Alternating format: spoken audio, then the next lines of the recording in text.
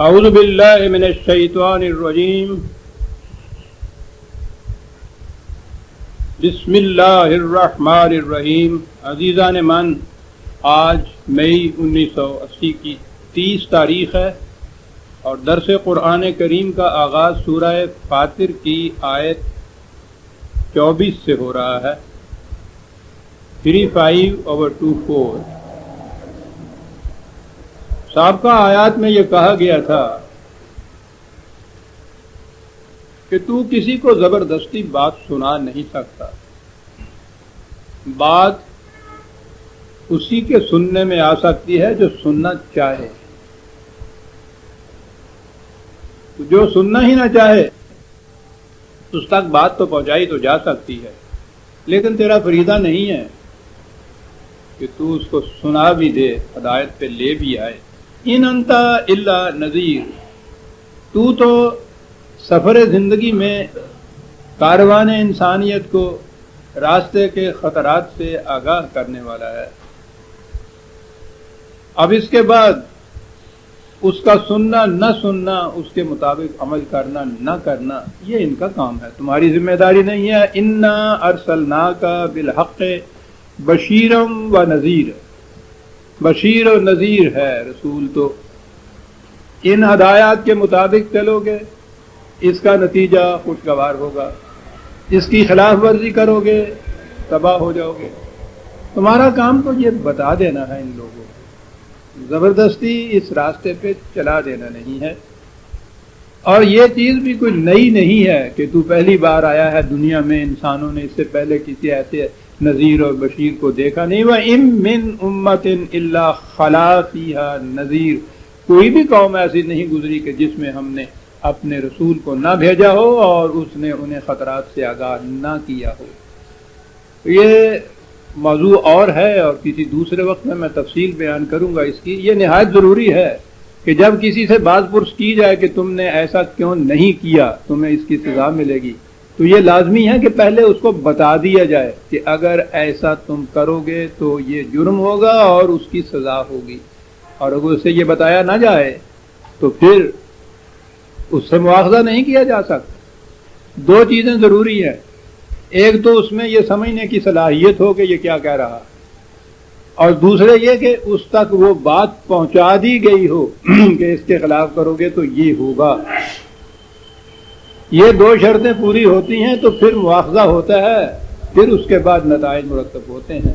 تو اسی لیے ہر رسول کو نذیر اور بشیر کہہ کے پکارا گیا۔ کہا کہ ہر قوم کے اندر، ہر امت کے اندر رسول آتے، نذیر آتے رہے، لیکن وَإِن يُكَذِّبُوكَ فَقَدْ كَذَّبَ الَّذِينَ مِن قَبْلِهِمْ جَاءَتْ رُسُلُهُم بِالْبَيِّنَاتِ وَبِالزُّبُرِ وَبِالْكِتَابِ الْمُنِيرِ ثُمَّ أَخَذْتُ الَّذِينَ كَفَرُوا فَكَيْفَ كَانَ نَكِيرِ۔ دونوں آیتیں ساتھ رہے، اچھا ہے۔ کہا کہ اس کے بعد یہ ہے کہ تو ان کو ان سے آگاہ کرتا ہے اور یہ تیری تکذیب کرتے ہیں۔ کہا کہ کوئی قوم ایسی نہیں گزری جس میں ہم نے اپنے رسول کو نہ بھیجا ہو، اور یہ بھی حقیقت ہے کہ کوئی قوم ایسی نہیں گزری جنہوں نے ان رسولوں کو جھٹلایا نہ ہے۔ اس لیے اگر یہ قوم تجھے بھی جھٹلا رہی ہے تو یہ کوئی نئی بات نہیں، نہ تو نیا رسول ہے، نہ ان کی طرف سے یہ رد عمل کوئی انوکھا ہے۔ مفاد پرست گروہ ہمیشہ یہی کرتا چلا آ رہا ہے۔ شاید آپ کو یاد نہ رہا ہو تو میں پھر یاد دہانی کرا دوں۔ پہلے یہ آ چکا ہے، یہاں کہا گیا تھا نا، یہ فَإِن يُكَذِّبُوكَ کہ تمہارے یہ ہیں تیری تکذیب کرتے ہیں۔ وہاں کہا تھا کہ یہ تجھے جھوٹا نہیں کہتے، تیری صداقت کے، تیرے سچا ہونے کے تو یہ تیرے دعوی نبوت سے پہلے سے قائل چلے آ رہے ہیں۔ سارا عرب تمہیں امین اور صدیق کہہ رہا تھا، سچا، امانت دار۔ آج بھی تمہاری امانتوں کے متعلق، تمہاری صداقت کے متعلق انہیں کوئی شبہ نہیں، یہ تجھے جھوٹا نہیں کہتے، یہ تکذیب کرتے ہیں میرے دین کی، میرے قوانین کی۔ تکذیب کرتے ہیں کیا مانے؟ کسی سے کہا جائے کہ دیکھو بھائی شوگر کے مریض ہو، میٹھا نہ کھاؤ، بڑھ جائے گی، اور اس کے بعد موت ہو جائے گی، کہا جاؤ جاؤ دیکھا ہوا ہے، کچھ نہیں ہوتا، میں نے 20 مریضوں کو دیکھا، میں نے کئی دفعہ یہ کہا کہ دیکھا، کچھ نہیں ہوتا۔ یہ جو چیز ہے نا کہ کسی کے متعلق یہ چیز کہنی کہ نہیں اس سے کچھ نہیں ہوگا، وہ کہتا ہے کہ اس کا ڈیفینٹ نتیجہ یہ نکلے گا، وہ کہتا ہے کہ نہیں کچھ نہیں ہوگا، یہ ہے تکذیب۔ اس کے اس دعوے کو جھوٹا کہنا کہ یہ غلط ہے، ایسا نہیں ہوگا، یہ تھی تکذیب دین جسے کہا جاتا تھا۔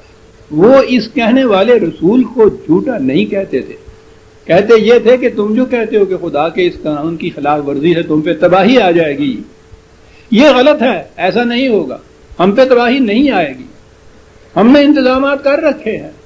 یہ ہے جسے تکذیب کہتے ہیں۔ ہماری کیفیت تو یہ ہے کہ قرآن کریم ہمارے لیے ہمارے پاس صرف تلاوت کے لیے رہ گیا ہے، یا ایصال ثواب کے لیے، خدا واسطے تے چیلما واسطے جبراتا واسطے۔ قرآن میں جو کچھ آیا ہے وہ اور قوموں کے لیے تھا، کچھ یہودیوں کے لیے، کچھ عیسائیوں کے لیے، کچھ کفار کے لیے، کچھ قریش مکہ کے لیے۔ یہ سارا کچھ جو کچھ اس میں احکام دیے ہیں، ہدایات دی ہیں، تنبیہ کی ہے، یہ سارا تو ان کے لیے تھا، اور ہمارے لیے ایک ایک حرف سے 30 نیکیاں حاصل کرنے کے لیے۔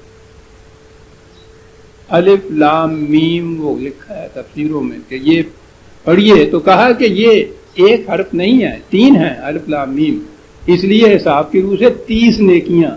تو یہ تو ہمارے لیے تو یہ صرف اس مقصد کے لیے رہ گیا ہوا ہے۔ کبھی کھڑے ہو کے سوچا نہیں کہ ہمارے لیے بھی کچھ ہے، اور اگر یہ سوچا جائے تو یا تو پھر یہ کیفیت ہو کہ اس کے ایک لفظ کی خلاف ورزی نہ کرنے کی جرت کی جائے، اور یا پھر یہ ہے کہ اسے پڑھنا بھی وہ چھوڑ دے۔ اگر یہ کھڑے ہو کے سوچیں کہیں کہ کیا کہہ رہا ہے۔ تکذیب دین،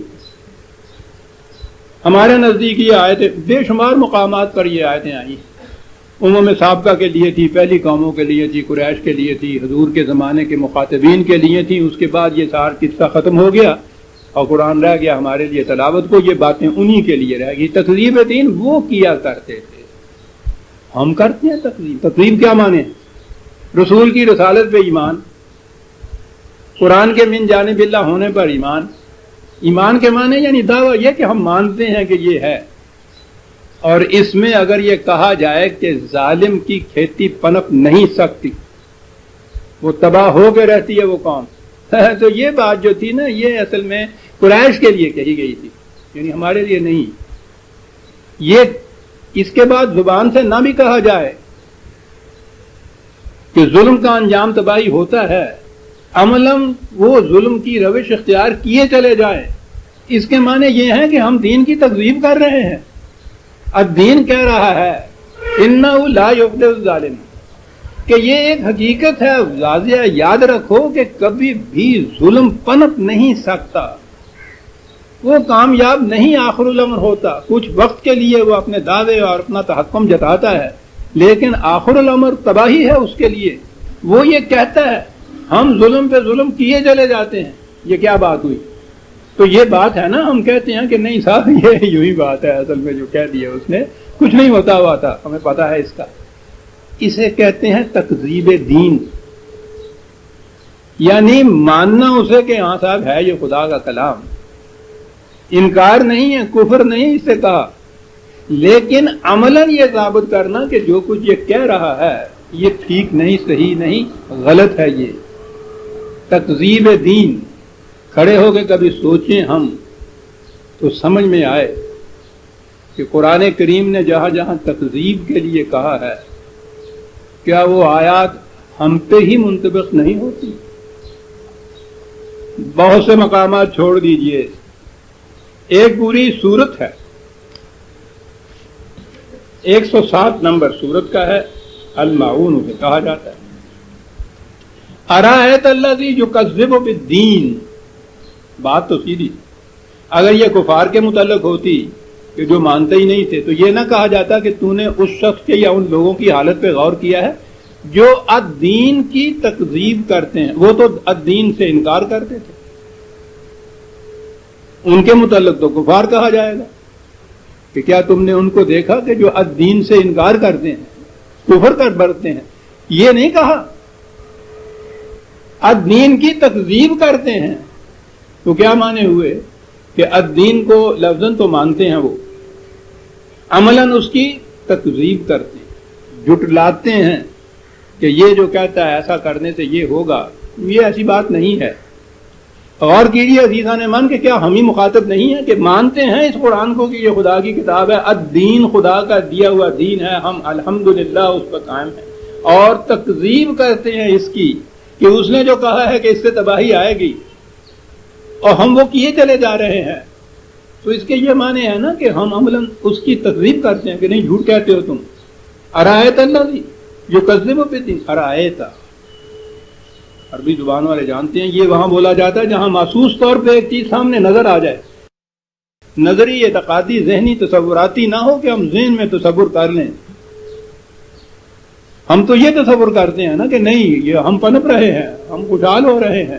ارایت الذی یکذب بالدین، اور پھر قرآن تو یہ دعویٰ کرنے کے بعد یوں ہی نہیں چھوڑ دیتا، بتا دیتا ہے کہ یہ کون لوگ ہیں کہ اس قرآن کو خدا کی کتاب بھی مانتے ہیں اور دین کی تکذیب بھی کیے چلے جا رہے ہیں. یہ وہ ہیں فذلک الذی یدعو الیتیم، یہ وہ ہے کہ جو شخص جو لوگ معاشرے میں تنہا رہ جاتے ہیں ان کو یہ دھکے دیتا ہے. اللہ اکبر.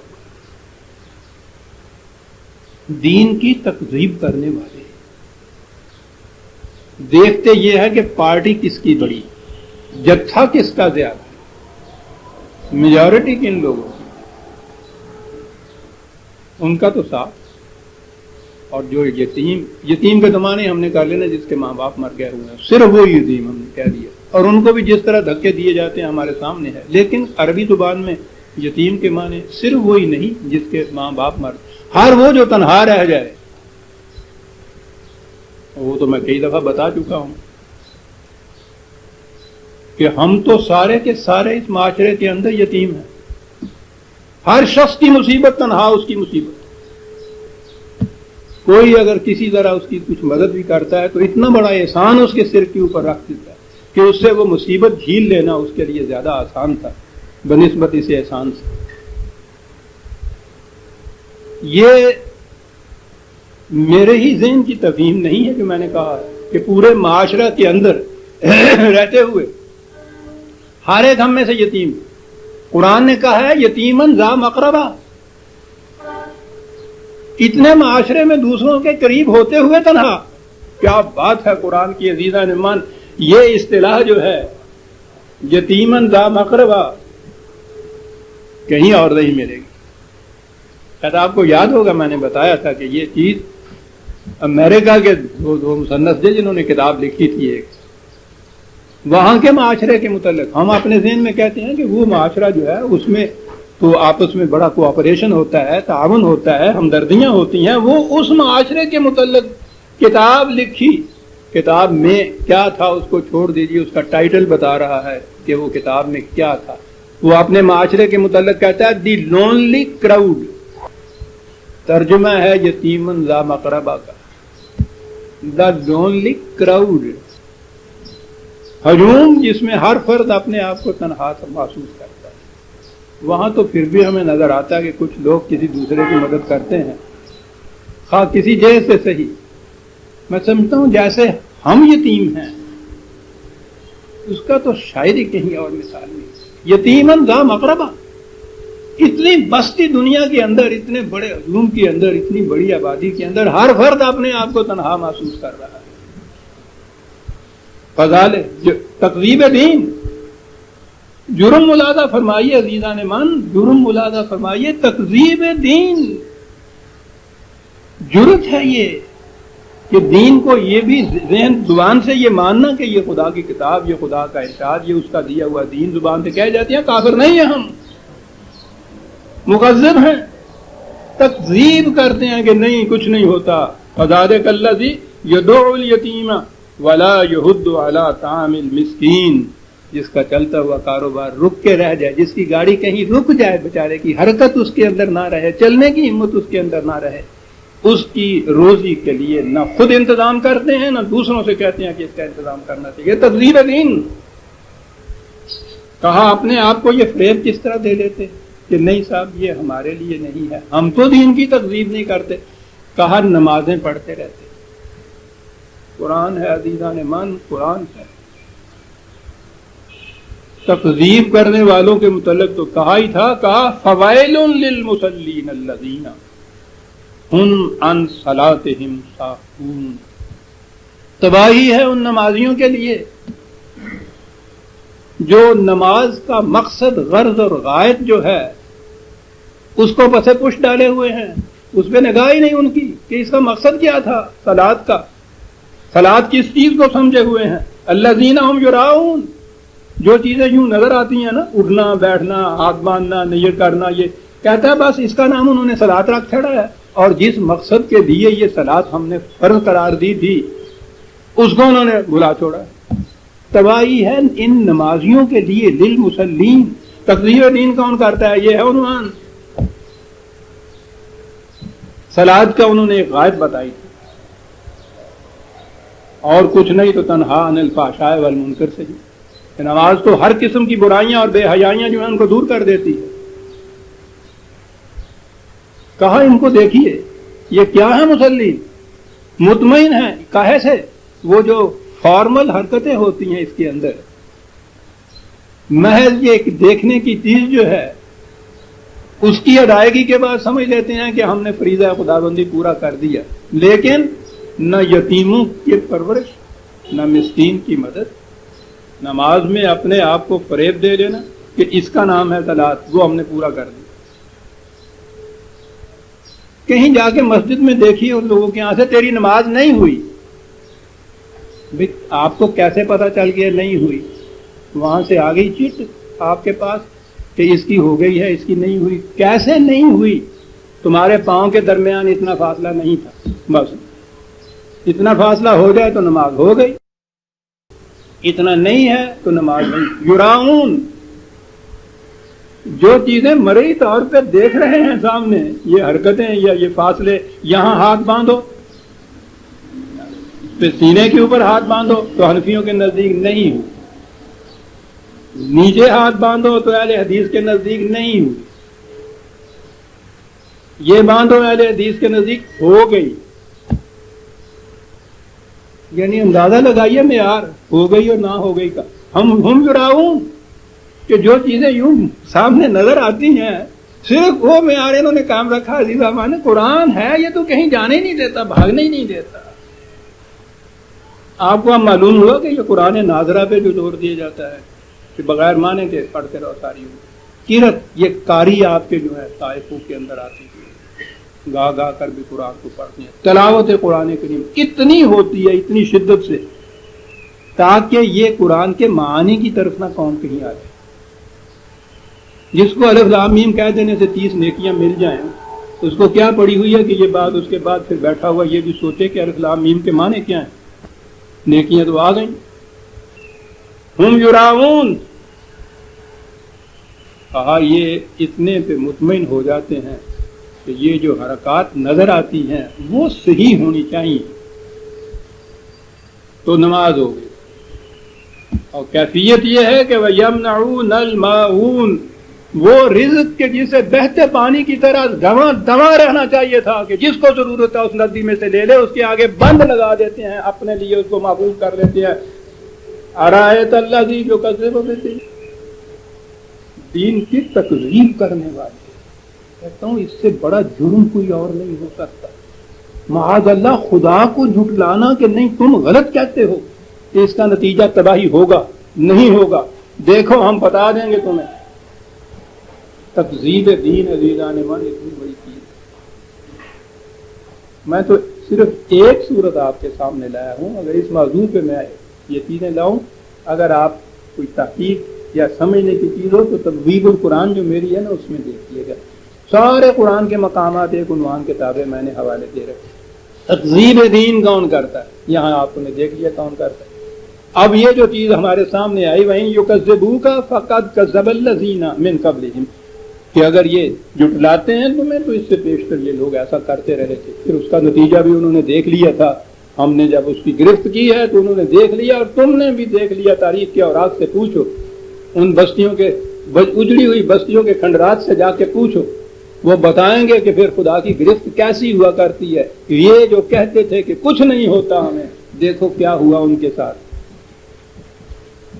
تکذیب دین کا یہ نتیجہ ہوتا ہے جی. ان کے پاس رسول آئے. یہ زبر، کتاب منیر، بینات، قرآن کریم نے یہ مقام اور آئے گا جہاں بتاؤں گا. پہلے تو بینات ہوتی ہیں اس کے سامنے، وہ دلائل پیش کرتا ہے، دلائل کے ذریعے سے پیش کرتا ہے. زبر جو ہے عام طور پہ زبور کی جمع اس کو کہا جاتا ہے. زبور کے متعلق ہمارے یہاں ہے کہ حضرت داؤد علیہ السلام پر جو کتاب نازل ہوئی تھی اس کا نام زبور تھا، ایسا نظر نہیں آتا. زبر جمع ہے، زبور جو ہے کوئی کتاب بھی جلی لکھی ہوئی جو ہو اسے زبور کہتے ہیں. زبر اس کی جمع ہے، کتابیں اس کے معنی ہو سکتے ہیں. تو انبیاء کی طرف سے دلائل آتے تھے. زبور کی پیمانے کر دیے کتاب منیر سے. کتاب قوانین کو کہتے ہیں. پہلی چیز جو یہ وہ قرآن نے دی ہے وہ دلائل ہوتے ہیں، وہ پیش کرتا ہے. جب وہ کوئی ان دلائل سے مطمئن ہو کے اس جماعت میں داخل ہوتا ہے تو پھر قوانین کا نفاذ ہوتا ہے. بہرحال اس نے کہا کہ پہلے انبیاء بھی آئے، رسول آئے، انہوں نے یہ کچھ کہا لیکن انہوں نے تکذیب کی. اب آگے دیکھیے کہ وہ کس طرح سے یہ کہتا ہے کہ ہمارے قوانین جو ہم نے بنا دیے ہیں ان کے مطابق نتیجہ برآمد ہو کر رہتا ہے. اب یہ چیز جو تھی ذہنی نہیں کہی، تصوراتی نہیں کہی. فزیکل ورلڈ جو ہے، خارجی کائنات جو محسوس کائنات جو ہے اس کے اندر وہ لاتا ہے، دلائل وہاں سے دیتا ہے، شہادتیں وہاں سے پیش کرتا ہے. اور شہادتیں پیش کرتا ہے اپنے قانون کی محکمیت کی. اور آیت بڑی اہم دو آیتیں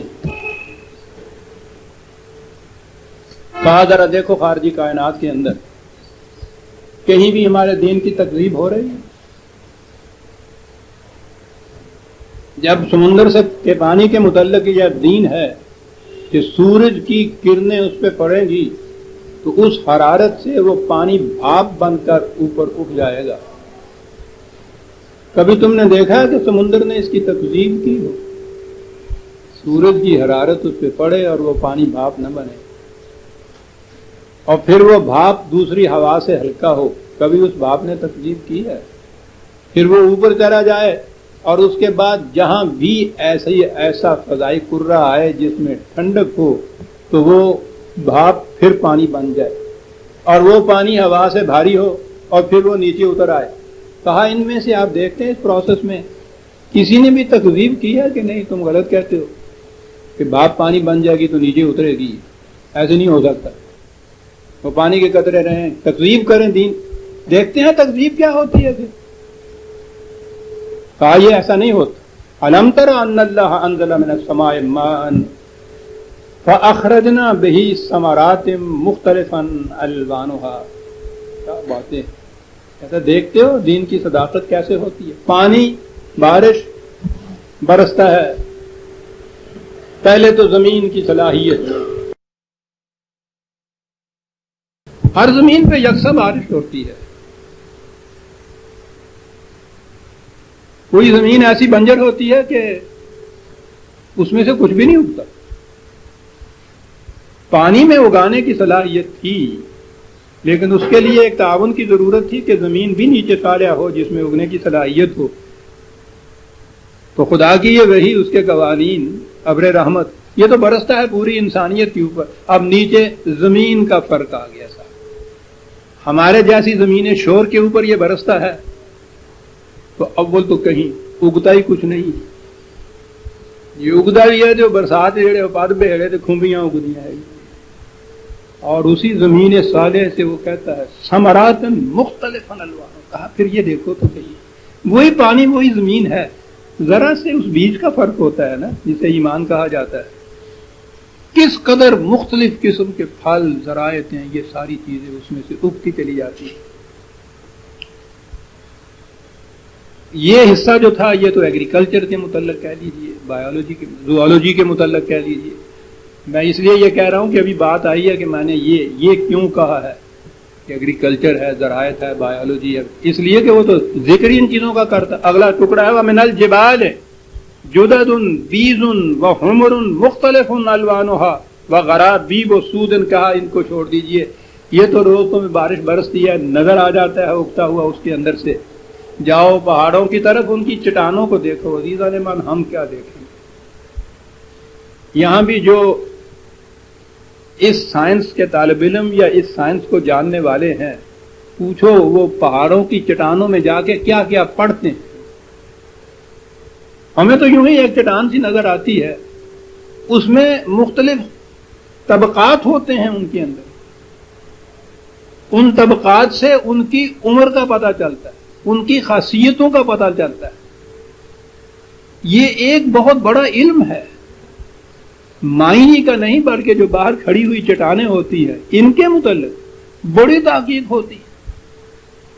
قرآن کریم 1400 سال پہلے، جب کسی کے ذہن میں بھی نہیں ہو سکتا کہ یہ پہاڑوں کی چٹانیں بھی اس قابل ہیں کہ وہاں دیکھا جائے کہ الدین کس طرح سے کار فرما ہوتا ہے. الدین کہتا ہے ان کو دیکھو. تم تو یوں ہی دیکھتے ہو کہ کچھ ان میں سے سفید ہیں، کچھ سرخ ہیں، کچھ کالے بجانگ ہیں. تم تو اتنا ہی دیکھتے ہو. آگے ایک لفظ آتا ہے، وہ آئے گا تو میں عرض کروں گا کیا کہا. تم اتنا ہی دیکھتے ہو. ان سے پوچھو جو اس کی تحقیق کرتے ہیں کہ یہ جو مختلف رنگ اس میں سے نظر آتے ہیں ان کے معنی کیا ہیں، کس کس قسم کے قوانین کی عطایت کی انہوں نے، اور اس کے اندر سے یہ تغیر پیدا ہوا. وَمِنَ النَّاسِ وَالدَّوَابِّ وَالْأَنْعَامِ مُخْتَلِفٌ أَلْوَانُهُ كَذَلِكَ. اسی طرح سے کہا انسانوں کی دنیا کے اندر جاؤ، حیوانات کی دنیا کے اندر جاؤ، اور جاندار چیزیں کہ جو رینگنے والے بھی ہیں. دواب میں ہر قسم کی جاندار چیز آ جاتی ہے. یہ ساری چیزیں جتنی بھی ہیں بایولوجی کی طرف آ گئی، جاندار چیزیں. انعام کی طرف آ گئی، حیوانات کے متعلق جاندار چیزیں، الناس کے متعلق جاندار، اور جس قسم کی جاندار چیزیں ہیں. عزیزان من، کون سا حصہ ہے علوم کا جو بنیادی طور پہ چھوڑ دیا ہو اس کے اندر قرآن نے؟ بارش کے متعلق، زمین کے متعلق، زراعت کے متعلق، پہاڑوں کے چٹانوں کے متعلق، انسانوں کے متعلق، انعام کے متعلق، دیگر جاندار اشیاء کے متعلق، تمام چیزوں کے متعلق. پتہ ہے آگے کیا کہا ہے؟ ہمارے ہاں علماء کرام کا لفظ تو ایسا عام ہو گیا ہوا ہے، کسی بات کے متعلق انہوں نے پوچھی ہم سے کہ علماء کا یہ فیصلہ ہے. اب اس کے بعد کسی اور کا کوئی فیصلہ قابل قبول نہیں، علماء کا فیصلہ. علماء عالم کی جمع. سوال یہ ہے کہ قرآن میں بھی کہیں یہ علماء آیا ہے، اور اس نے کن کو علماء کہا ہے؟ علماء تو وہ ہوں گے نا کہ جنہیں وہ علماء کہے. قرآن میں دو ہی مقام کے اوپر علماء کا لفظ آتا ہے. ایک تو علماء بنی اسرائیل ہے، ان کو تو چھوڑ دیجئے، وہ ان کے تھے. یہاں آیا ہے علماء کا لفظ. سنیے، دیکھ رہے ہیں کیا کیا گنایا جا رہا ہے. پھر دوہرا دوں، فضا کے متعلق علم، بارش کے متعلق علم، زراعت کے متعلق علم، چٹانوں کے متعلق علم، انسانوں کے، دواب کے، انعام کے، ان تمام علوم کے بعد کہا انما یخشی اللہ من عبادہ العلماء. عوام تو ان کو دیکھ کے آگے گزر جاتے ہیں. علماء کی کیفیت یہ ہے کہ وہ ان کے اوپر غور کرتے ہیں تو خدا کی عظمت سے تھر تھرا اٹھتے ہیں. کون غور کرتے ہیں ان پہ؟ ان علوم کے متعلق آتے ہیں. وہ کیا چیز ہے جس سے وہ کانپ اٹھتے ہیں، دیکھتے ہیں. کہا ان اللہ عزیز غفور. وہ یہ دیکھتے ہیں کہ غلبہ اس کا اتنا ہے کہ کوئی اس کے قانون سے سرتابی نہیں کر سکتا. اس قدر محیر العقول یہ کائنات، اجرام فلکی میں سے ایک ایک کو دیکھو، اگر ان میں ذرا سی بھی رفتار کا ایک سیکنڈ کے کروڑویں حصے کا بھی فرق آ جائے، سارے کرے ٹکرا کے مر جائیں، زمین پاش پاش ہو جائے. کہتا ہے وہ یہاں اتنا صاحب غلبہ ہے کہ اس نے ان کو جکڑ کے رکھا ہے قانون کی زنجیروں میں. غفور، اور اس کے ساتھ حفاظت کا سامان بھی اس نے کر رکھا ہے کہ محفوظ بھی رہے. کہا یہ ساری چیزیں جو ہیں ان پہ غور اور تحقیق کے بعد علماء جو ہیں وہ کہتے ہیں کہ کیا بات ہے، خدا کی عظمت سے کانپ اٹھتے علماء کا لفظ یہاں ہے. عالم کی جمع علماء بھی آتی ہے، عالمون، عالمین یہ بھی آتی ہے. یہ دیکھیے دوسری جگہ عالمین کہا ہے، اس نے کہاں کہا؟ 30ویں سورت 20ویں آیت سے بات شروع کر دیجیے. 30/20. پہلی چیز میں اشارہ کرتے ہوئے چلا جاؤں گا کیونکہ مجھے عالمین پہ پہنچنا. وَمِنْ آیَاتِهِ أَنْ خَلَقَكُم مِّن تُرَابٍ، بات یہاں سے شروع کی. یہ تخلیق انسانی جو ہے کہا یہ بھی خدا کی حقیقت کو سمجھنے کی ایک نشانی. چلیے وَمِنْ آیَاتِهِ أَنْ خَلَقَ لَكُم مِّنْ أَنفُسِكُمْ أَزْوَاجًا، پھر اس کے بعد یہ جو سلسلہ ازواج کا بنایا ہے ہم نے، مسکولین، فیمینن، مؤنث، مذکر، ان کے اختلاط سے آگے بڑھتی ہے نسل، بایولوجی سے کہتے ہیں. یہ بھی خدا کی آیات میں سے ہے.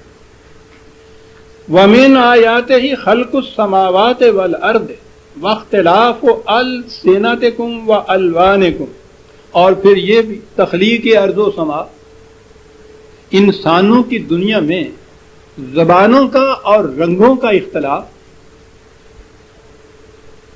ادھر وہ علوم میں نے جو گرائے تھے پہلے، یہ سورہ فاطر کے، ان کو پہلے سامنے رکھی. اس کی لسٹ میں ان کو بھی اضافہ کر لیجیے. تخلیق انسانی، اس کے بعد یہ جنسیات، اس کے بعد تخلیق ارض و سما، اس کے بعد اختلاف السنہ و الوان. یعنی ہم لوگوں کو تو چونکہ کبھی اس طرف ہم آتے ہی نہیں ہیں، اس سے تو ہم گن لیتے ہیں حرفوں کو کہ کتنی نیکیوں کا ثواب ملا.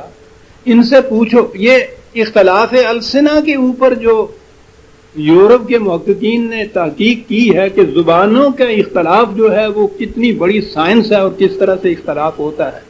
الوان، یہ مختلف ریسز جتنی بھی ہیں، نسلیں جتنی بھی ہیں، مختلف رنگ جو ہیں، ان کے پیچھے کیا کیا قوانین کار فرما ہیں. ان لوگوں نے جو تحقیق اس کے اوپر کی ہے عزیزان من، پوچھو نہیں، انسائکلوپیڈیا لکھ دی ہیں ان چیزوں کے اوپر.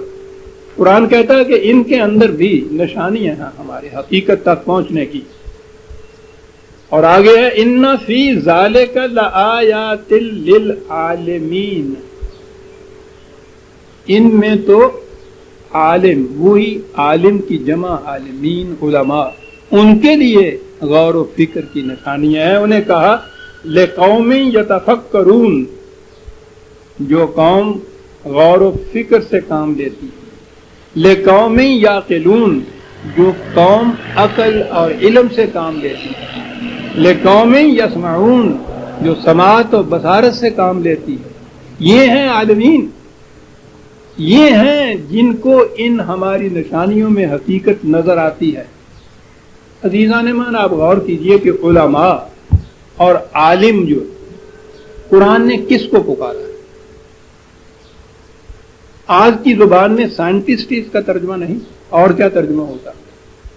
لیکن ہمارے علماء تو علماء کرام ہیں نا. سائنٹسٹ کو علماء کرام نہیں ہوتا. جی ہاں، انہیں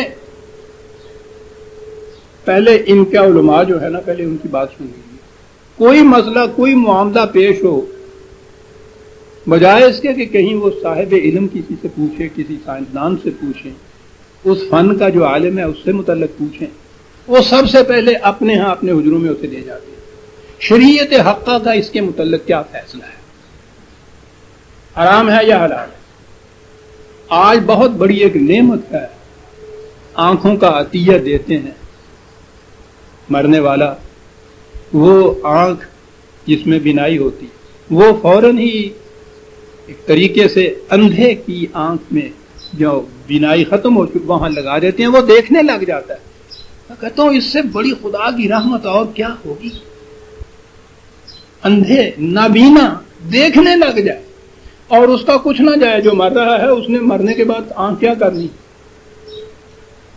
جہاں باقی جسم کے حصے کو کیڑوں نے کھا جانا ہے وہاں وہ آنکھ بھی ختم ہو جانی ہے، اس کا کچھ نہیں جاتا.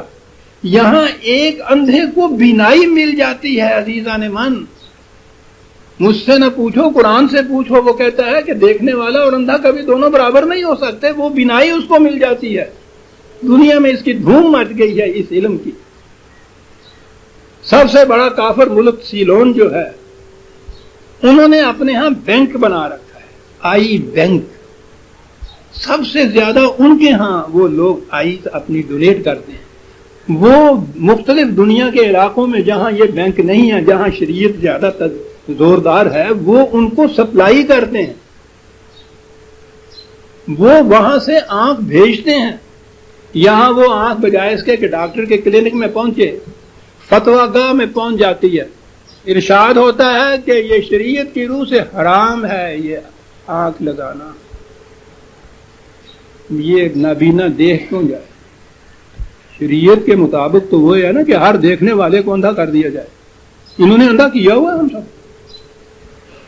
اندھا دیکھنے لگ جائے. واقعی ان کی شریعت کی روح سے تو یہ نہ جائے, فتوے لگے ہوئے.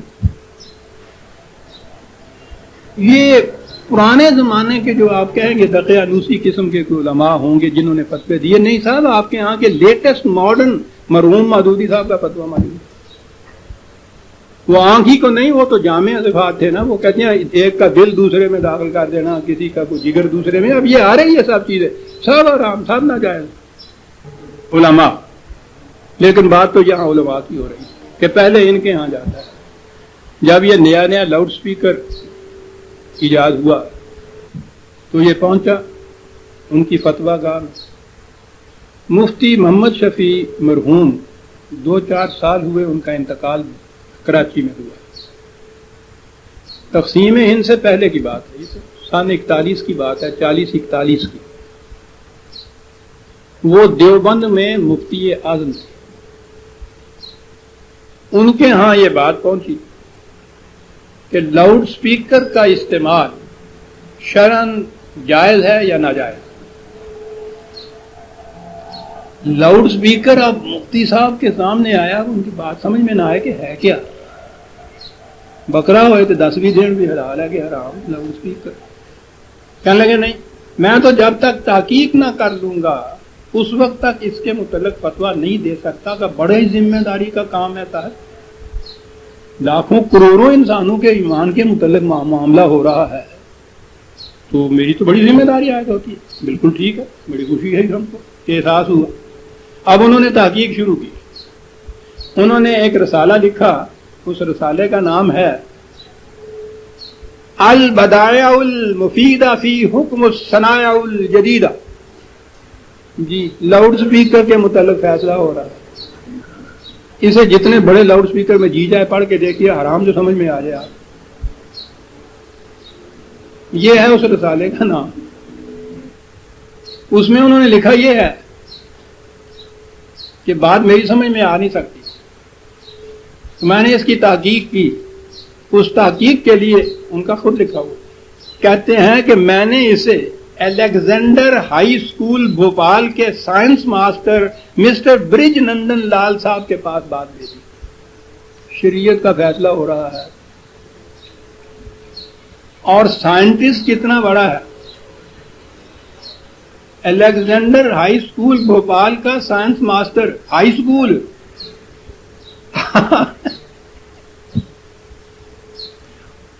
وہ بھی ایک ریاست میں, اس کا سائنس ماسٹر اس کے پاس بھیجا. انہوں نے اس کا جواب بھیجا. جواب سے پہلے یہ سن لیجیے کہ اس قسم کے محقق جو تھے گاؤں میں وہ ہوتے ہیں, ان کو لال بجکڑ کہتے تھے. ہر بات جو گاؤں میں نہیں ہوتی وہ ان کے پاس چلے جاتے پوچھنے کے لیے کہ اگر یہ کیا بات. ایک دن گاؤں میں کہیں ہاتھی آ گیا. وہ علاقہ وہ تھا جہاں ہاتھی ہوتے نہیں تھے. گزر گیا, سمجھ میں بات نہ, بھاگے ہوئے گئے لال بجکڑ کے پاس. یہ کیا ہے؟ بات سن کے تو وہ رونے لگ گئے. یہ بھی انہیں دیکھ کے رونے لگ گئے. یہ پوچھا کہ صاحب آپ رو کیوں رہے؟ کہنے لگا اس لیے رو رہا تھا کہ اب تو جو آپ کو اس قسم کی مشکل درپیش ہوتی ہے آپ آ جاتے ہیں بھاگے بھاگے میرے پاس کہ بتا دیجئے, میں بتا دیتا ہوں. میرا خیال ہوا کہ بھائی زندگی ہے, انسان ہی تو بالآخر ہے, میں جو کل کو مر جاؤں گا تو پھر تم کس کے پاس جایا کرو گے یہ پوچھنے کے لیے. تمہارے اس غم سے میرے آنسو نکل گئے. انہوں نے بھی آنسو پوچھے, انہوں نے بھی کہا کہ حضرت صاحب پھر بتا دیجئے یہ کون تھا. کہنے لگا تو میں نے بھی پتا نہیں ہے کہ اس کا تو مجھے بھی علم نہیں. برج نندن لال صاحب کو جو بھیجا انہوں نے جواب میں بھیجا، جواب لکھ کے بھیجا کہ برقی قوت کی وجہ سے میں تو کم از کم یہ ماننے میں تامل کرتا ہوں کہ اصلی آواز ہے، تامل کرتا ہوں، اور اس کا انکار بھی مجھ سے ممکن نہیں کہ ثبوت مشکل ہے. یہ آیا جواب ادھر سے. اور اس تحقیق انیق کے بعد مفتی صاحب نے فتویٰ دے دیا کہ عبادات کے لیے لاؤڈ سپیکر کا استعمال حرام ہے. بڑی ذمہ داری تھی صاحب، شریعت کی روح سے حرام، کروڑوں انسانوں کے ایمان کا اس کے ساتھ تعلق ہے.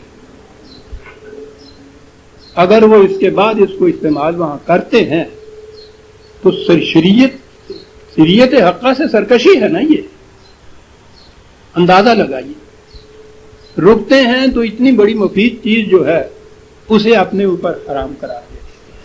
تو اتنی ذمہ داری جو تھی تحقیق کے بعد ہی اس کے متعلق فیصلہ دینا تھا.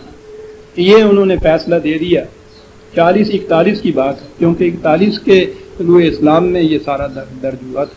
وہ ہو گیا جناب، حرام ہو گیا. اب ہر مسجد میں ایک لاؤڈ سپیکر نہیں. گلی کی مسجد، اتنی سی مسجد، 4 لاؤڈ سپیکر اس کے اوپر لگے ہوئے ہیں. نمازوں میں، عیدوں میں، عید کے خطبوں کے اندر، جمعے کے خطبوں کے اندر، نماز کے اندر امام کے سامنے کھڑا ہوتا ہے. یہ انہی مفتی صاحب کے بھی سامنے یہی کچھ ہوتا ہے. وہ اب وہ کراچی تشریف لے آئے تھے، اب تو وہ مرحوم ہو چکے ہیں. یہ فتویٰ بھی موجود ہے اور یہ سب کچھ موجود ہے. حتیٰ کہ اب تو اگر کبھی حکومت کسی اپنی مصلحت کی بنا پہ پابندی لگا دیتی ہے اس پہ، اس پابندی کے خلاف پروٹیسٹ اور احتجاج ہوتا ہے.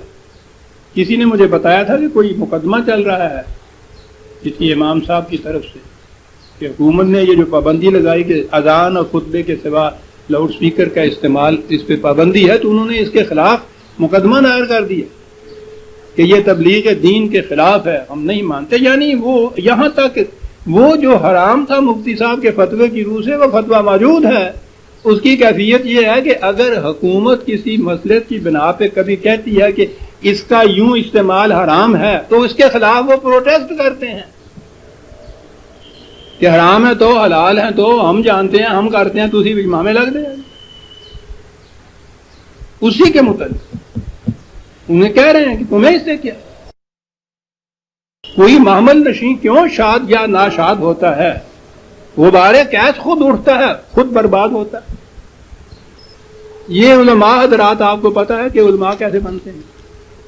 یہ آج کی بات نہیں.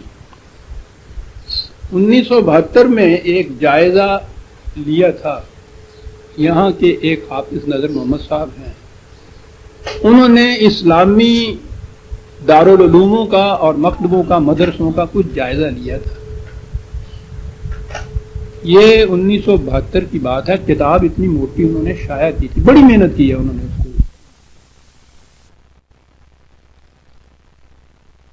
انہوں نے جائزہ لیا ہے تو 137 سے یہ 900 ہو گئے تھے. اور اس زمانے میں ان میں 45,000 طلباء تعلیم حاصل کرتے ہیں. 72 میں 45,000، اور ان میں سے ہر سال جتنے پاس ہو کے باہر نکلتے ہیں تو آپ کو معلوم ہے. معاش کے اعتبار سے ایک وقت کی روٹی کمانے کا بھی ان کے پاس کوئی ڈھنگ نہیں ہوتا، کوئی ہنر ہی نہیں ہوتا. مسجد کی امامت و خطابت ہی تو ہوتی، مسجدوں میں پہلے امام خطیب موجود ہوتی. آپ کیا کریں گے؟ ایک نئی مسجد بنانی ہوگی نا، ایک نیا مدرسہ کھولنا ہوگا. اگر وہ اسی قسم کی مسجد یا اسی عقیدے کی مسجد ہے جس میں پہلے وہ امام موجود ہے تو محلے کے نمازی کہیں گے نا کہ اس مسجد میں ہم پہلے سے جاتے ہیں، جگہ بھی موجود ہے، وہاں ہم جا کے پڑھتے ہیں. الگ کی کیا ضرورت ہے؟ وہ پہلے فیصلہ کرے گا کہ نہیں، یہ جو تمہیں نماز پڑھاتا ہے نا، یہ نماز ہوتی نہیں، سب نماز تمہاری نمازیں خراب چلی گئی. میں اس لیے بنا رہا ہوں کہ تمہاری نمازیں ہوں شریعت کے مطابق. ایلوپیتھک نال آرام نہیں تو ہونا، ہوموپیتھک والا ہو، وہ اپنی ایک مسجد کھڑی کر دیتا.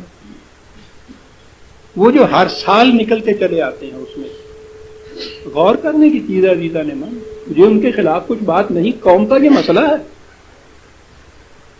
اس زمانے میں انہوں نے یہ لکھا تھا کہ وہ جو اس زمانے کے 900 تھے صرف، کہ 80 لاکھ روپے کا بجٹ ان کا بنتا ہے فی بار.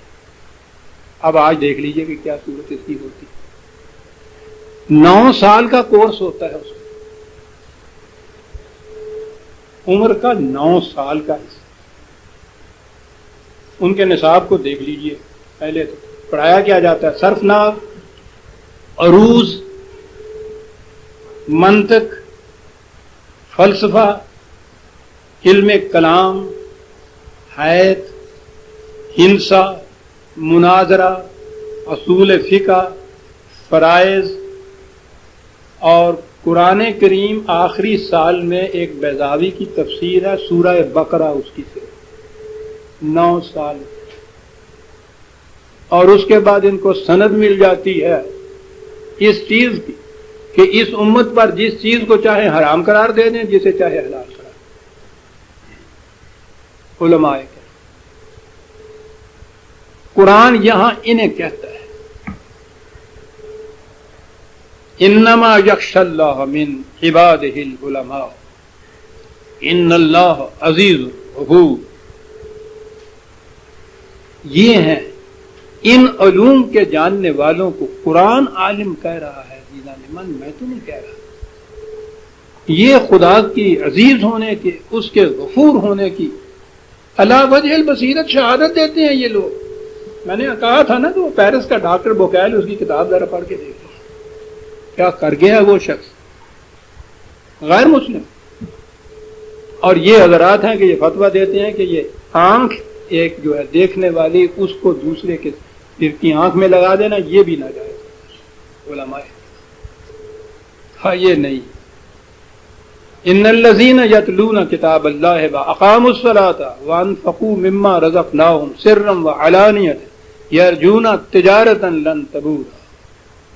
ان کے برعکس معاشرہ ہے کہ جن کی کیفیت یہ ہے یتلون کتاب اللہ. تلاوت کے معنی ہمارے ہاں تو یہ ہے نا پڑھ لینا. عربی زبان میں تلاوت کے معنی ہوتے ہیں کسی کی پیروی کرنا، کسی کے پیچھے پیچھے چلنا. تلاوت قرآن کریم کے معنی ہے قرآن کریم کی پیروی کرنا، اس کا اتباع کرنا. پڑھنا تاکہ اس کو سمجھا جائے، سمجھنا تاکہ اس کا اتباع کیا جائے. یہ ہے ضروری. یہ لوگ جو ہیں ان کی کیفیت یہ ہے کہ وہ صلاۃ کا نظام قائم کرتے ہیں. جو کچھ انہیں خدا نے دیا ہے، یہ بڑا جامع لفظ ہے قرآن کا، انفاق فی سبیل اللہ یا رزق کا. رزق صرف کھانے پینے کی چیزوں کو نہیں کہتے عربی زبان میں. انسان کی یہ جو فزیکل وانٹ جو ہوتی ہے، وہ جسم کی پرورش، نشو و نما اور انسانی صلاحیتوں کی نشو و نما سب اس میں آ جاتا ہے. اور بڑا لطیف ہے یہ، میں نے کہا تھا نا عربی زبان تو عجیب چیز ہے. رزق کے معنی ہے کہ ایسا سامان ملنا، اس میں شرط یہ ہے کہ بر وقت دیا جائے. واہ کیا بات ہے اس قوم کی، بر وقت دیا جائے. کہا وہ اس کام کے لیے جو کچھ ان کے پاس ہوتا ہے کھلا رکھتے ہیں، سرم علانیتاً، دکھاوے کے لیے نہیں، ضرورت کے ماتحت سب کچھ وہ دیتے ہیں. یہ وہ لوگ ہیں کہ نظر تو آتا ہے کہ دیے چلے جا رہے ہیں، لیکن یہ ایسی تجارت کرتے ہیں جس میں ان کو کبھی گھاٹا نہیں پڑتا. ورنہ نظر تو یہ آتا ہے کہ ہم تو دیے ہی چلے جا رہے ہیں، ملتا تو کچھ نہیں. کہا نہیں، اس تجارت میں ان کو کبھی نقصان نہیں ہوتا، گھاٹا نہیں پڑتا. لیوفیہم اجورہم، کہتا سنو یہ تجارت کیسی ہے. ایک تو یہ چیز کہ ان کا جو صلہ یا معاوضہ جو ہے اس کی محنت کا پورا پورا وہ مل جاتا ہے. کارخانے کا مالک اس میں سے کچھ کاٹ ہی نہیں سکتا. ویجز میں نے کہا تھا نا یہ سسٹم بدترین سرمایہ داری کا سسٹم ہے.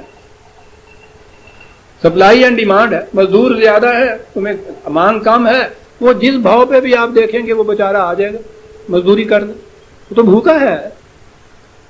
مقرر یہ کریں گے جو اوپر کے امپلائے کرنے والے ہیں کیا دہاڑی روز کی، وہ نہیں طے کرتے جو مزدور بیٹھے ہوئے ہوتے ہیں مارکیٹ میں آ کے. یہ ویجز ہوتی ہیں، یہ محنت کا معاوضہ یا صلہ نہیں ہوتا، ویجز مقرر کی ہوئی ہوتی ہے. وفیہم قرآن نے یہ کہا کہ محنت کا محصل پورے کا پورا اس کا ہوتا ہے. ایک تو محنت کا محصل ہو گیا اور اس کے ہے وَيَزِيدَهُم مِّن فَضْلِهِ، اگر اس میں بھی اس کی ضروریات پوری نہ ہوتی ہوں تو پھر اور بھی زیادہ دے دیا جاتا ہے.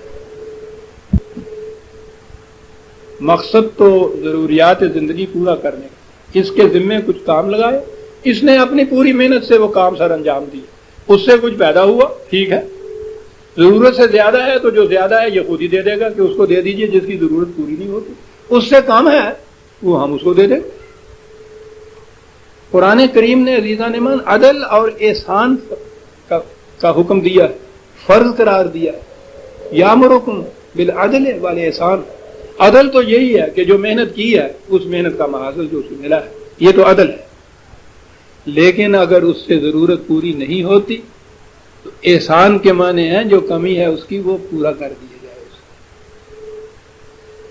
وَيَزِيدُهُم مِّن فَضْلِهِ إِنَّهُ غَفُورٌ شَكُورٌ، حفاظت کرتا ہے کہ کسی کی محنت کو کوئی غصب کر کے نہ لے جائے. شکور کے معنی ہے بھرپور نتائج پیدا کرنے والا، ایسے بھرپور، یہ اس بکری کو کہتے تھے کہ چلتی ہوئی جس کے تھنوں میں سے خود دودھ ٹپکتا چلا جائے، اتنی دودھ سے لبریز، کہتا وہ ہے. والذی اوحینا الیک من الکتاب هو الحق مصدقا لما بین یدیہ ان اللہ بعبادہ لخبیر بصیر.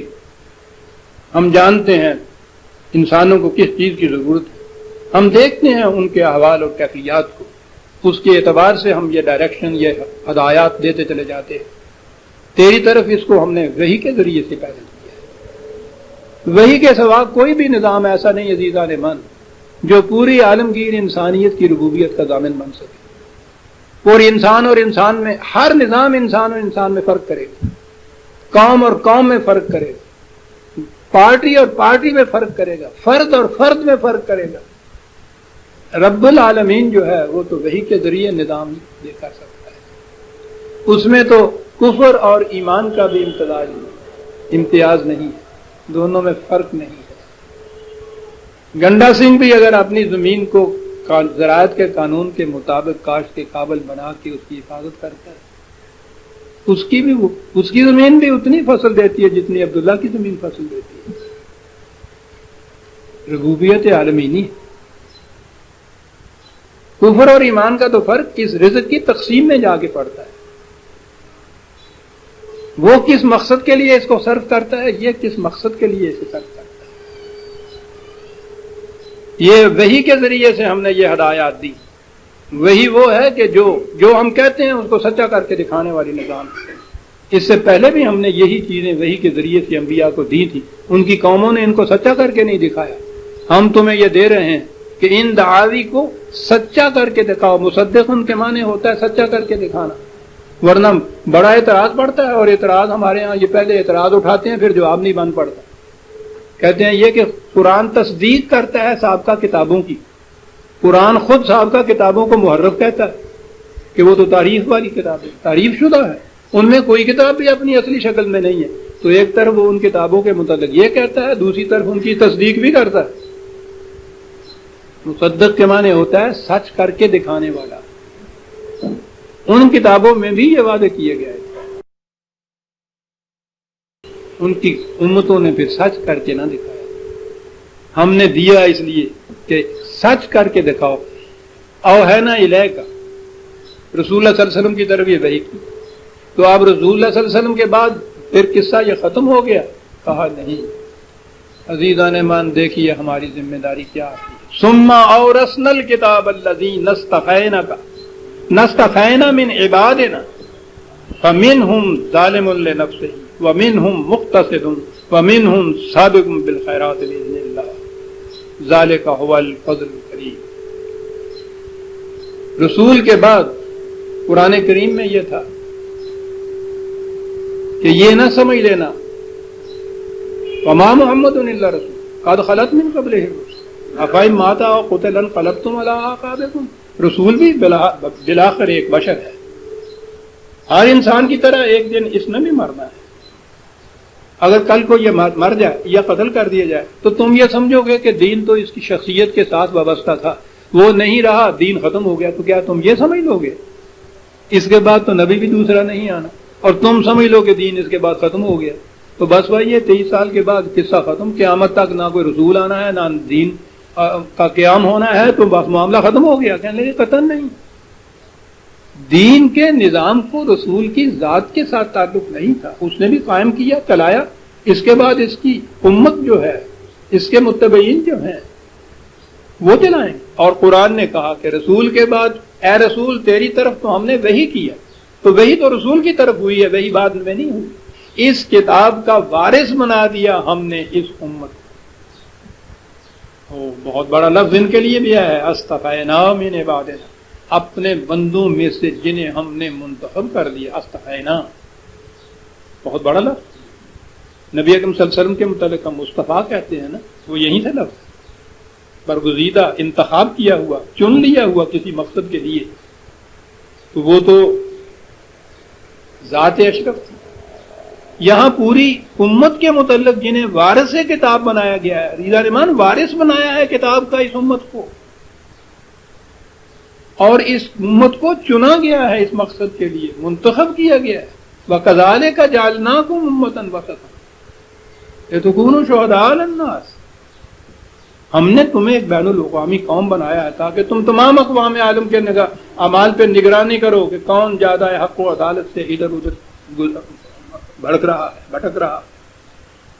اورثنا الکتاب الذین اصطفینا من عبادنا، لیکن وہیں یہ بتا دیے کہ پھر اس امت کی حالت کیا ہو جانی ہے۔ ان میں کچھ تو سابق بالخیرات، اور آگے بڑھ جانے والے، سب سے آگے جانے والے، پائنیئر کیے صدر اول میں جو، اس کے بعد مختصر، کچھ بین چلنے والے، یہ صورت بعد میں درمیان میں پیدا ہونے والی، اور اس کے بعد فمنہم ظالم لنفسہ، پھر اس کے بعد وہ جو اپنے آپ پر ظلم کرنے والے، بظاہر سمجھنے والے کہ دوسروں پر ظلم کیا جا رہا ہے، ظالم لنفسہ، اپنے آپ پہ ظلم۔ قرآن نے تو ہمارے متعلق پہلے یہ بات کہہ دی کہ ہم کس کیٹیگری میں آ رہے ہیں، ظالم لنفسہ، اور وہ جو ہے سابقون بالخیرات، السابقون الاولون، قرآن کا السابقون السابقون قرآن کہتا ہے، سابقون الاولون کہتا ہے، پائنیئر، آگے بڑھنے والے، وہ صدر اول کے مومن، جماعت صحابہ محمد رسول اللہ والذین معہ والے جو تھے، ان کے متعلق کہا ہے ذالک هو الفضل الکبیر، یہ وہ لوگ ہیں کہ جن کے اوپر خدا کی طرف سے وہ فضل، جو ابھی کہا تھا نا کہ محنت سے بھی زیادہ ہم دیتے ہیں۔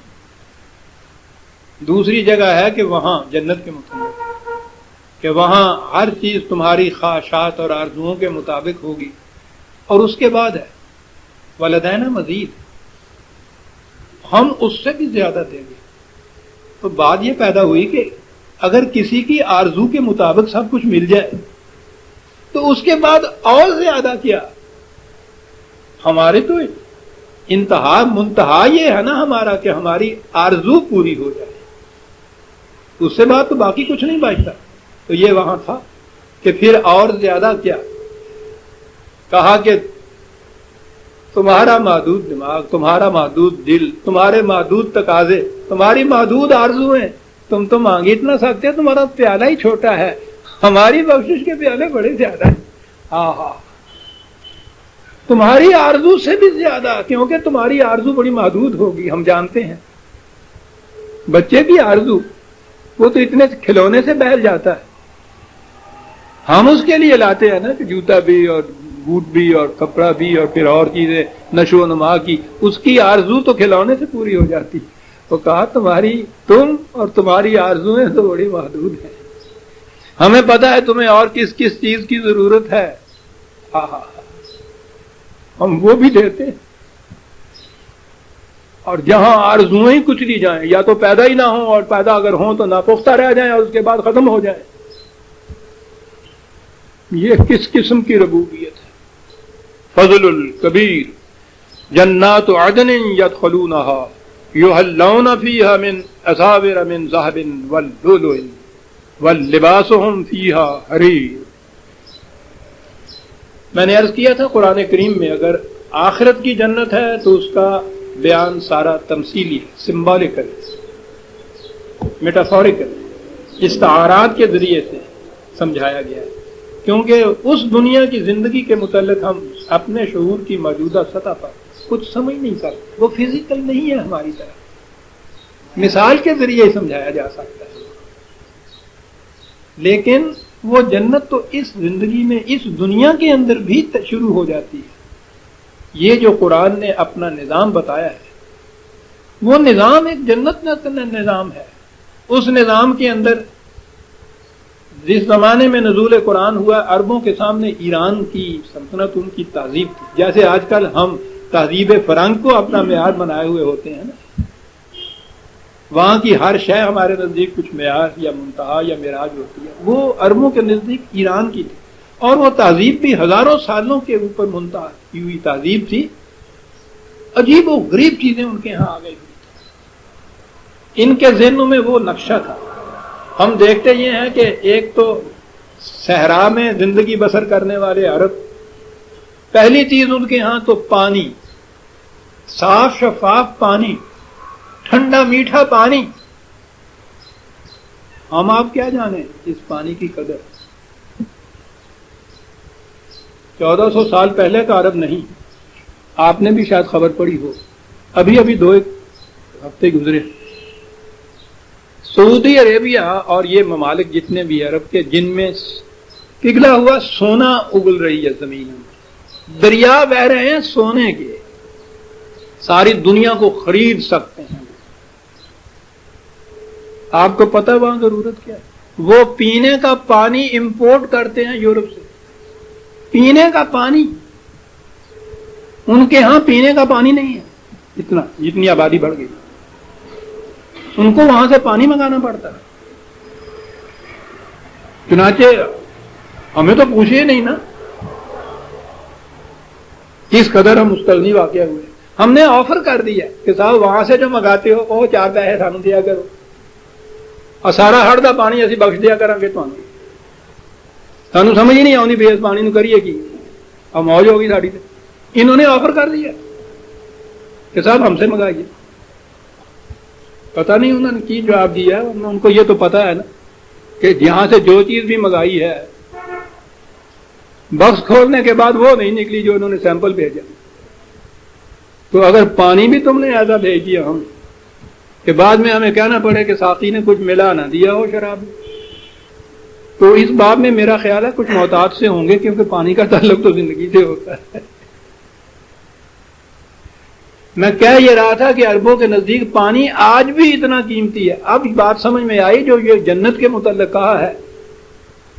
گھناؤں نے درخت اتنا سبزہ، سیاہی مائل سبزہ، ان کے نیچے سے یہ جن کو ہم آڈاں یا نالیاں کہتے ہیں نا، عرب ان کو نہر کہا کرتا تھا. ٹھیک ہی چھپڑ نو سمندر کہنا ہوں سی. ان کے یہاں نخلستان میں جہاں کہیں پانی جمع ہو جاتا تھا وہ سچے ہیں، سچے تھے، بلکہ آج بھی انہار. قرآن نے جنت کا جو نقشہ ان کے سامنے کھینچا، گھناؤں نے درختوں والے سایہ دار درختوں کے نیچے بہتا ہوا صاف شفاف پانی، درختوں میں خوشے لٹکتے ہوئے ان پھلوں کے جنہیں تم دور سے ہی دیکھتے ہو ایران کی سرزمین میں وہ اگتے ہیں، بہترین قسم کے پھل خوشے لٹکتے ہوئے، اور پھر منہ میں پانی بھر آئے، ایسے خوشے کہ وہ خود بخود تمہاری جھولیوں میں آ پڑے. اندازہ لگا. ریت پہ سونے والے. آج بھی ایک دوست نے کہا کہ وہاں، میں نے کہا بڑی گرمی ہوتی ہے، کویت بوزے بھی یہ سب کچھ. کہنے لگے ہاں ہمارے لیے تو انتظام ہے ہر چیز ایئر کنڈیشن. کہنے لگے ان عرب بدوؤں کو ہم نے دیکھا ہے مئی جون کے مہینے کے اندر 128 کی ٹیمپریچر، وہیں وہ ایک کھجور کے سائے کے تلے صحرا میں اپنا کمبل اوڑے ہوئے سو رہا. ان کے سامنے ایران کے ریشمی لباس، موتیوں کی مالائیں، سونے کے کنگن، صوفے، قالین، یہ سب کچھ قرآن کریم نے جنت میں یہ سب کچھ بتایا ہے کہ یہ ان کی جو آرزو کی انتہا ہو سکتی تھی نا، اس ولدینا مزید بھی کہا ہے کہ یہ سب کچھ بھی اور اس سے زیادہ بھی ہم کچھ تمہیں دیں گے. یہ ساری چیزیں جتنی بھی ہیں بس اس فرق کے ساتھ، اور یہ بڑا عظیم فرق ہے. وہ ایران میں ہوں یا روما میں تھیں یا مغرب میں ہوں یا آج بھی ہمارے معاشرے کے بعض گھرانوں میں ہوں، یہ ساری چیزیں جنت کی ایک خاص طبقے کے لیے. دوسرا طبقہ نان جمی تک سے محتاج ہوتا ہے اسی معاشرے کے اندر. جنت میں یہ سب چیزیں ہر ایک کے لیے ہوتی ہیں. جنت میں کہیں نہیں کہا گیا کہ اس طبقے کے تجھے سب کچھ ملے گا. اتنا بھی نہیں کہا کہ سیکنڈ کوالٹی کے یہ لوگ درمیانے درجے کے ہیں، سفید پوچھنے انہوں نے لٹھائی دیتا جائے گا، نہ، کہیں کوئی فرق نہیں ہے فرد اور فرد کے اندر. تو جس معاشرے میں جو کچھ بھی ملے، خواہ وہ نان جمی سے شروع ہو، خواہ وہ حریر و اطلس پہ منتہا ہو، ہر فرد کو اگر وہی ملتا ہے عزیزان من تو وہ جنت ہے. جنت کا کوئی گوشہ جہنم نہیں ہے، جیسے جہنم کا کوئی گوشہ بھی جنت نہیں بن سکتا. یہ جو حریر و اطلس پہننے والے اور قالین بچھانے والے آپ کے ہاں ہیں، نار اللہ الموقدۃ التی تطلع علی افئدہ، جہنم کی آگ ان کے دلوں کو بھی لپیٹے ہوئے ہے، جنت میں وہ بھی نہیں. تو یہ فرق ہے قرآن کریم نے جو کہا کہ وہاں طبقاتی امتیاز نہیں. یہ نہیں کہ کچھ فرد جو ہے وہ محروم ہوں گے اور باقیوں کو یہ ملے گا. وہ تو آپ کو یاد ہی حضرت عمر کا قول، جب ان سے کہا تھا کہ آپ جو کی روٹی کیوں کھا رہے ہیں، گیہوں کی روٹی کیوں نہیں کھاتے؟ اب تو مملکت میں گیہوں خاصا، انہوں نے کہا تھا میں مصر سے خاصا گیہوں بھیج رہا ہوں، گورنر تھے مصر کے، بھیج رہا ہوں، آپ کیوں نہیں کھاتے؟ سادہ سا جواب تھا. کہنے لگے کہ آپ مجھے یہ ضمانت دے سکتے ہیں کہ یہاں میری مملکت میں ہر فرد کو گیہوں کی روٹی ملتی؟ یاد رکھیے عرب کے نزدیک گیہوں کی روٹی تو بڑی چیز تھی. عیش کے معنی گیہوں کی روٹی ہے، کنک دی روٹی کھان والا تو عیاشی کرتا سی ہوتے. تو کہنے لگے اس کی آپ گارنٹی دیتے ہیں کہ فرد کے مملکت کے ہر فرد کو گیہوں کی روٹی مل جاتی ہے؟ دیکھیے اس کی ضمانت تو نہیں میں بھیجتا، میں یہاں بھیج رہا ہوں اتنا زیادہ. کہنے لگا مجھے آج اس کا اطمینان ہے کہ مملکت کا ہر فرد جو کی روٹی کھا سکتا ہے. جس دن مجھے یہ اطمینان ہو گیا کہ سارے فرد گیہوں کی روٹی کھاتے ہیں، اس کے بعد میں آخر بندہ ہوں گا جو گیہوں کی روٹی کھاؤں گا. یہ ہے جنت. خواہ جو کی روٹی کیوں نہ ملے، عمر کو بھی ملے اور وہ بھیڑ چلانے والے بدو کو بھی ملے. اور اس کے بعد یہ چیزیں تو دیں، یہ ساری چیزیں جتنی بھی یہاں ہیں آپ کے، یہ سونے اور چاندی اور موتی اور یہ ریشم وغیرہ، آپ کو پتہ ہے کہ علماء کرام کی شریعت کے فتوے کی روح سے یہ حرام ہے. یہ مردوں کے لیے یہ پہننا حرام ہے. اب عورتوں کی بھی باری آ رہی ہے، یعنی یہ مردوں کے لیے حرام ہے. تو گویا یہ جس جنت میں یہ سب چیزیں ہوں گی تو وہاں یہ سارے معاذ اللہ حرام ہی پہنتے یا حرام تھا. قرآن نے تو تفریق یہاں نہیں کی کہ یہ وہاں حوروں کے لیے ہوں گے، آپ لوگوں کے لیے کچھ نہیں ہوگا. یہ بات غلط ہے. خدا کی نعمتیں جو ہیں خدا کے بتائے ہوئے طریقے سے حاصل کی گئی ہوں، خدا کے بتائے ہوئے طریقے سے استعمال کی گئی ہوں، کوئی زینت کی چیز قرآن کہتا ہے حرام نہیں قرار دے سکتا. قل من حرم کس دھڑلے سے کہا ہے، چیلنج پوچھو ان سے کون ہے جس کو یہ جرت ہو کہ ہماری حلال قرار دی ہوئی چیز کو حرام قرار دے. یہ کہتے ہیں ہاں ہے. کر لو کیا کرتے، کر لو کیا. اور یہ چیزیں تو طویل لباس کی اور موتیوں کی اور سونے کی اور چاندی کی تھی. بات تو جنت کی آگے آتی ہے. وقالوا الحمد للہ الذی، الحمد کہاں کہا ہے جا کے؟ وہ ذات کہ جس کی کیفیت یہ تھی اذهب عنا الحزن، جس نے ہم سے حزن دور کر دی. خوف اور حزن دو لفظ عربی زبان. خوف تو محسوس خطرے کو کہتے ہیں. پہلی چیز تو قرآن نے کہا ہے لا خوف علیہم، مومن کا معاشرہ یہ ہے ان کو کوئی بیرونی خطرہ نہیں ہوتا کسی قسم کا، لیکن بیرونی خطرے سے محفوظ ہونے کے بعد قلب تو مطمئن نہیں ہوتا انسان کا۔ حزن کہتے ہیں اس قسم کی دل گرفتگی، افسردگی، آزردگی، دل کی بے چینی کی جس کا بظاہر سبب نہ کوئی معلوم ہو، لیکن دل ہے کہ وہ خود تسکین خاطر کر رہے ہیں، مگر دل ہے کہ بیٹھا جا رہا ہے۔ کیوں بیٹھا جا رہا ہے یہ تو مجھے بھی معلوم نہیں، یہ معلوم نہیں۔ اتنا ہی جانتا ہوں کہ ہے کوئی بات آج ہونے کو، کہا کیسے پتا چل گیا؟ جی بہت چاہتا ہے رونے کو۔ یہ جو بلا سبب رونے کو جی چاہتا ہے نا، جس کا سبب معلوم نہیں ہو، اور سبب آپ کو پتا کیا ہوتا ہے؟ معاشرے کے اندر بے چینی، اضطراب اور بے اطمینانی اتنی پھیلی ہوئی ہوتی ہے کہ ان کانشیسلی، غیر شعوری طور پر ہمارے دلوں کے اندر وہ چیز جاگزیں ہو گئی ہوئی ہوتی ہے۔ شعوری طور پر کوئی خطرے کی بات نہ بھی ہو تو ان کانشیسلی اندر سے ہمارا دل گھٹا ہوا ہوتا ہے کسی موہوم خطرے کے، پتہ نہیں کیا ہو جائے۔ یہ غم جو ہیں ہے تو وہ شعر غزل کا ہی، لیکن بڑا ہی دل گداز ہے۔ کہاں تک میری غم خاری، کہاں تک میری ہمدردی، ہزاروں غم ہیں انجانے ستاروں تم تو سو جاؤ۔ آہا، کس درداگی کیفیت سے اس نے یہ کہا ہے، ستاروں تم تو سو جاؤ۔ کہاں تک میری غم خاری، کہاں تک میری ہمدردی، ہزاروں غم ہیں انجانے، اسے حزن کہتے ہیں۔ الحمد کہا ہے اس مقام پہ جہاں کہا ہے کہ خطرات اور یہ بھوک اور یہ چیزیں مٹائی دی تھی آپ نے، شکریہ آپ کا، لیکن حمدیت کی سزاوار تیری ذات یہ ہے کہ ہمارے دلوں کے اندر جو انجانے غم ہوتے تھے تم نے ان کو بھی دور کر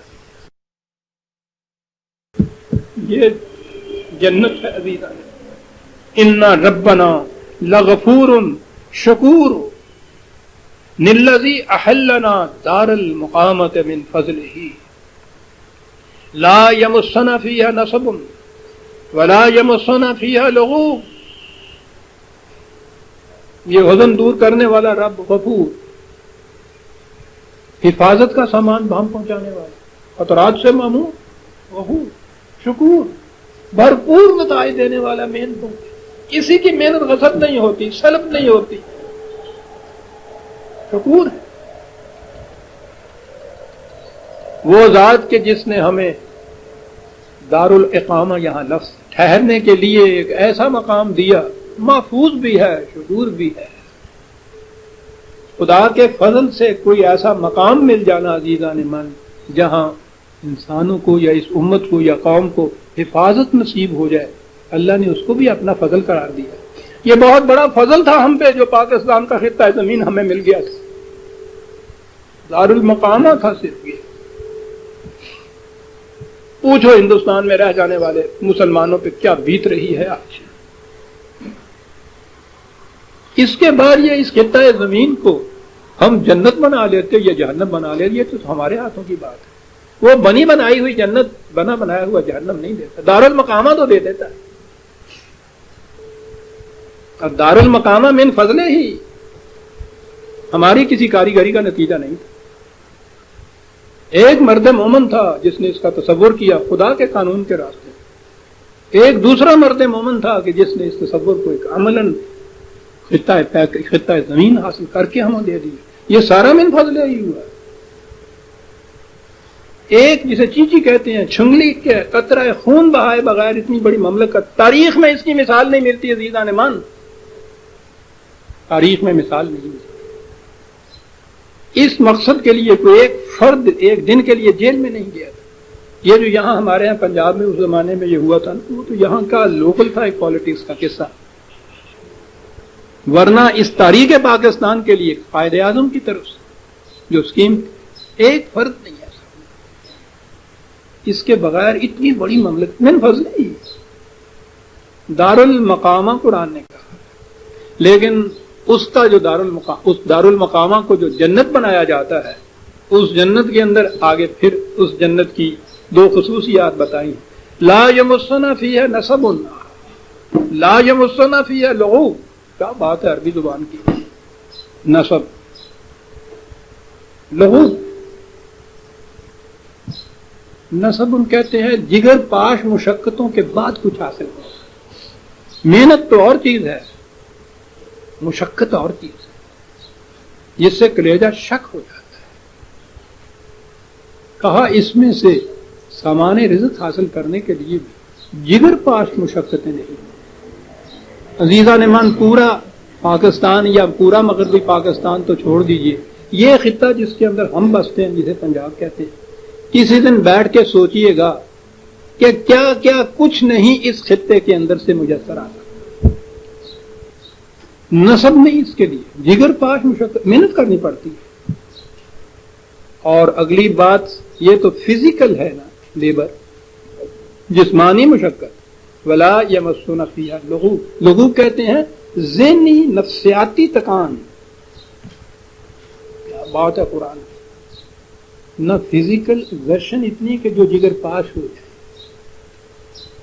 نہ نفسیاتی سائیکولوجیکل تکان جس کو کہتے ہیں، افسردگی جس کو کہتے ہیں، نہ وہ اس دار المقامہ کے اندر ہے. کہا ہے یہ چیز ہے جو تو نے ہم کو دے دی، یہ وہاں میسر آتی ہے اس جنت کے اندر. جو خدا کے دین کی تکذیب نہیں کرتے، جو اس پہ ایمان رکھتے ہیں کہ جو کچھ اس نے کہا ہے برحق، اس کا نتیجہ یہ نکل کے رہے گا. یہ ہے جو اس کا نتیجہ بتایا. اور میں سمجھتا ہوں وقت ہو گیا ہے. سورہ فاطر کی آیت 35 تک ہم آ گئے. 36 سے ہم آئندہ درس ملیں گے. ربنا تقبل منا انک انت السمیع العلیم. شکریہ.